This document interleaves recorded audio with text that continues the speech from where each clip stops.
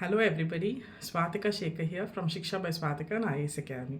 So full swingல group 4 எக்ஸாமுக்கு படிச்சுட்டு இருப்பீங்க. அந்த குரூப் 4 எக்ஸாமுக்கு படிக்கிறதும் இல்லாமல் அதோட சேர்த்து ரொம்ப டீப்பாக படிச்சுட்டு இருப்பீங்க குரூப் 2 அண்ட் குரூப் 1க்கும் சேர்ந்து. ஸோ எல்லா ஆஸ்பிரண்ட்டுமே ரொம்ப சீரியஸாக படிச்சுட்டு இருக்கவங்க எல்லாரும் உங்களோட ஃபுல் ஃப்ளெஜ்ட் ப்ரிப்பரேஷன்ஸை ஸ்டார்ட் பண்ணியிருப்பீங்க அப்படின்னு நம்புகிறேன். ஸோ உங்களுக்கு ஹெல்ப் பண்ணுற மாதிரி ஒரு 3-4 டிப்ஸ் கொடுக்கலாம் அப்படிங்கிறக்காக தான் இந்த வீடியோ.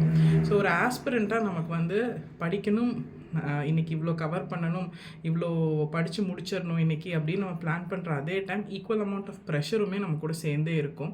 ஸோ எக்ஸாமுக்கு 3 மாதம் தான் இருக்குது, ரிசைன் பண்ணிட்டு படிக்கிறோம், படித்து முடிச்சிருவோமா அந்த மாதிரி. ஸோ அதெல்லாம் அவாய்ட் பண்ணிவிட்டு concentrate on day to day improvement. So first என்ன பண்ணலாம் அப்படின்னா ஸ்கெட்யூல் பண்ணுங்கள். ஒரு நாளைக்கு ரொம்ப ப்ராக்டிக்கலாக ஃபீஸிபிளாக ஸ்கெட்யூல் பண்ணுங்கள். ஸோ பிரேக்ஸ் விட்டு விட்டு விட்டு விட்டு 1.5 hours டு மேக்ஸிமம் 2 hours ஒரு ஸ்ட்ரெச்சில். ஸோ அந்த மாதிரி ஒரு 4 2 hours 3 2 hours உங்கள் டைம் தகுந்த மாதிரி ஸ்கெட்யூல் பண்ணுங்கள். அண்ட் ஸ்கெட்யூல் பண்ணும்போது இம்மீடியட்டாக நீங்கள் என்ன யோசிக்கணும் அப்படின்னா ஃபீஸிபிளாக அது அந்த டைமில் உங்களால் அந்த உட்கார முடியுமா படிக்கிறதுக்கு, ஸோ ப்ராக்டிக்கலி அது பாசிபிள் அப்படின்னு யோசிச்சுட்டு ஸ்கெட்யூல் பண்ணுங்கள். ஸோ ஸ்கெட்யூல் பண்ணும்போது குட்டி குட்டி பிரேக்ஸ் பிட்வீன் இருக்கணும்.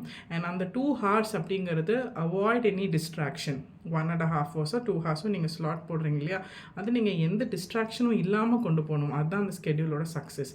அண்ட் ரெண்டாவது ஸ்கெட்யூலை 2 விதமாக போடலாம். சப்ஜெக்டோடு சேர்த்து போடணும். அண்ட் சப்ஜெக்டோடு சேர்த்து போகும்போது make sure your schedule starts early. என்ன ஸ்கெட்யூல் வந்து கண்டிப்பாக ஏர்லியாக தான் ஸ்டார்ட் ஆகணுமா அப்படின்னு கேட்டிங்கன்னா, நீங்கள் ஒரு ஸ்கெட்யூலில் 9:30க்கு ஆரம்பிக்கிறீங்க, இல்லை ஸ்கெட்யூலில் 4 o'clock ஆரம்பிக்கிறீங்க, 5 o'clock ஆரம்பிக்கிறீங்க.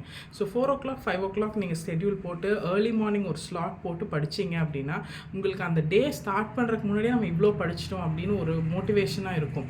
ஓகே, இதை படித்து முடிச்சிட்டோம், இன்னும் ஃபுல் டே இருக்குது, நம்ம படிக்கலாம். நீங்கள் ஸ்கெட்யூலை ஸ்டார்ட் பண்ணும்போது லேட்டாக ஸ்டார்ட் பண்ணிங்கன்னா உங்களுக்கு என்ன ப்ராப்ளம் வரும்னா, ஐயோ 10 மணி ஆயிடுச்சு, நம்ம இன்னும் ஒன்றும் படிக்கவே இல்லையே அப்படிங்கிற ஒரு மோட்டிவேஷனோ ஒரு டிஸ்கரேஜ்மெண்ட்டை நமக்குள்ளே வரும். ஸோ ஸ்கெட்யூலை போடும்போது ஸ்டார்ட் ஏர்லி. அட்லீஸ்ட் ஒரு ஏர்லி மார்னிங் ஒர்க் பண்ணணும், ஒர்க்கிங் இருக்கீங்க, குக் பண்ணணும், அந்த மாதிரி கமிட்மெண்ட் இருக்கிற விமன்னாலும் ஒரு 1/2 hour to 45 minutes ஒரு ஏர்லி மார்னிங் ஸ்கெட்யூல் போட்டு ஸ்டார்ட் பண்ணுங்கள். அது உங்கள் டேவை இன்னும் பெட்டராக ஆக்கும், உங்களை வந்து ரொம்ப கான்ஃபிடென்ட்டாக மாற்றும். அந்த டேக்கு நீங்கள் ஒர்க் பண்ணுறதுக்கு ரொம்ப ப்ரொக்ரெசிவாக ப்ரொடக்டிவாக அந்த டேவை மாற்றுறதுக்கு அந்த ஏர்லி மார்னிங் ஸ்லாட் இந்த ஸ்கெட்யூல் வந்து very very helpful. And third thing, நீங்கள் ஸ்கெட்யூல் போடும்போது சப்ஜெக்ட்ஸ் அலைன் பண்ணும்போது ரொம்ப டிஸ்ட்ராக்ஷன்ஸ் இருக்கிற டைமில் ஏதாவது கரண்ட் அஃபேர்ஸ், ஆப்டிடியூட் கொஞ்சம் கான்சன்ட்ரேட் பண்ணி புதுசாக படிக்கிற மாதிரி ஒரு விஷயத்தை நீங்கள் வச்சுக்கலாம். அப்படி வைக்கும் போது உங்களுக்கு என்ன அப்படின்னா ஈஸியாக டைவர்ட் ஆக மாட்டீங்க. ஸோ மெயினாக இந்த மத்தியான நேரம் தூங்குற டைமில் ஆப்டிடியூட் ஒர்க் அவுட் பண்ணுற மாதிரி கூட நீங்கள் செட் பண்ணிக்கலாம். அண்ட் இந்த ஸ்கெட்யூலுக்கு 1 மாதம் இப்படி ஒரு ஸ்கெட்யூல், இல்லை ஃபஸ்ட்டு 10 நாள் இப்படி ஒரு ஸ்கெட்யூல் நீங்கள் பிளான் பண்ணும்போது மேக் ஷுவர் உங்களுக்கு சுத்தமாக தெரியாத சப்ஜெக்ட், இருக்கிறதுலே கஷ்டமான சப்ஜெக்டை ஃபஸ்ட்டு முடிக்கிற மாதிரி ஸ்கெட்யூல் போட்டுக்கோங்க. ஈஸி சப்ஜெக்ட் நமக்கு எப்போ வேணாலும் நம்ம படிச்சிருவோம், நமக்கு ஒரு மோட்டிவேஷன் இருக்கும், நமக்கு தெரிஞ்ச சப்ஜெக்ட்னு ஒரு கான்ஃபிடன்ஸ் இருக்கும். ஸோ இந்த தெரியாத ஒரு புது சப்ஜெக்ட் இருக்கும், கஷ்டமாக இருக்கும், ரொம்ப இம்பார்ட்டன்ட், நம்ம ரொம்ப வீக் அப்படின்னு நீங்கள் ஃபீல் பண்ணுற சப்ஜெக்டை ஃபஸ்ட்டு 10 days 15 daysக்கு ஸ்கெட்யூல் போட்டு அதை முடிச்சிருங்க. அதை முடிக்கும் போது இன்னும் கான்ஃபிடன்ஸும் ஜாஸ்தியாகும். ஸோ நீங்கள் ஸ்கெட்யூல் போகும்போது make sure 1.5 hours to 2 hours ஒரு ஸ்ட்ரெச் போடுறீங்க, டிஸ்ட்ராக்ஷன் இல்லாமல் பிரேக்ஸ் விட்டுக்கிறீங்க இன் பிட்வீன். அண்ட் 99.9% ஸ்கெட்யூலை ஏர்லி ஸ்டார்ட் பண்ணுங்கள். அது அந்த டேக்கான ஒரு பெஸ்ட்டு திங்காக அமையும். இந்த டிஃபிகல்ட் ஆஃப் த வீக் சப்ஜெக்டை நீங்கள் ஃபர்ஸ்ட்டு முடிக்கிறீங்க. அண்ட் டைம் மேனேஜ்மெண்ட் அப்படிங்கிறதையும் ஈக்குவலாக நீங்கள் வந்து கருத்தில் கொண்டு வரணும். பிகாஸ் ஒரே சப்ஜெக்ட் 2 மாதம் படிச்சுட்டு இருக்க முடியாது, எக்ஸாமுக்கே மொத்தம் 4 மாதம் தான் இருக்குங்கிறதுனால. ஸோ டைம் மேனேஜையும் எடுத்துக்கணும். இந்த ஸ்கெட்யூல் போடும்போது இன்னும் சில பேர் என்ன பண்ணுவாங்கன்னா படிக்கிறதுக்குன்னு ஸ்கெட்யூல் போட்டுட்ருப்பாங்க. ஸோ ரிவிஷனையும் உங்கள் ஸ்கெட்யூலுக்குள்ளே கொண்டு வரணும். ஒரு நாளைக்கு நீங்கள் 6 hours படிக்கிறீங்கன்னா 5 hours படித்தா போதும், 1 hour ரிவிஷன். ஒரு நாளைக்கு நீங்கள் 8 hours படிக்கிறீங்கன்னா 6.5 hours 7 hours படித்தா போதும், 1 hour ரிவிஷன். இந்த ஸ்கெட்யூலில் படிக்கிறது எவ்வளோ இம்பார்ட்டனோ அதோட ஒரு 10% ஜாஸ்தி இம்பார்ட்டன்ட் ரிவிஷன்.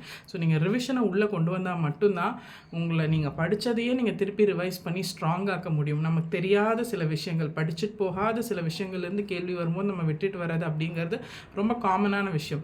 நான் தெரிஞ்சு படித்தேன், ஆனால் எனக்கு சரியாக ஞாபகம் இல்லை, தரோவாக இல்லை, நான் ரிவைஸ் பண்ணாமல் வந்தனால அந்த கொஷின் தப்பு அப்படின்னு ஒரு ஃபேக்டர் எக்ஸாமில் இருக்கக்கூடாதுங்கிறக்காக Day 1 ஆஃப் யுவர் ஸ்கெட்யூல்லிருந்து உங்கள் ஸ்கெட்யூலோட டைம் லிமிட்டை 80-20% தான் பிரிச்சுக்கிறது சேஃப்.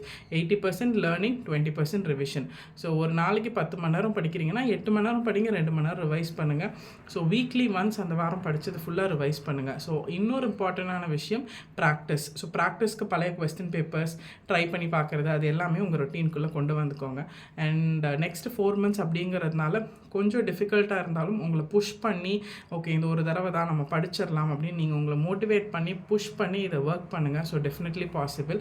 அதை தாண்டி நானே ஸ்கெடியூல் போட்டு படிச்சுக்கிட்டே இருக்கும் போது எனக்கு வந்து நடுவில் நான் பிரேக் ஆகிறேன், ஒரு வாரம் நல்லா போகுது, அடுத்த ஒரு வாரம் ட்ராப் ஆகுது அப்படின்னா யோசிக்காமல் 4 மந்த்ஸ் தான். ஸோ இந்த 4 மாதத்தை மிஸ் பண்ணக்கூடாது, எப்படியாவது படிச்சிடணும். ஸோ கிளாஸஸ் ஜாயின் பண்ணிடுங்க, கோச்சிங் ஜாயின் பண்ணிடுங்க.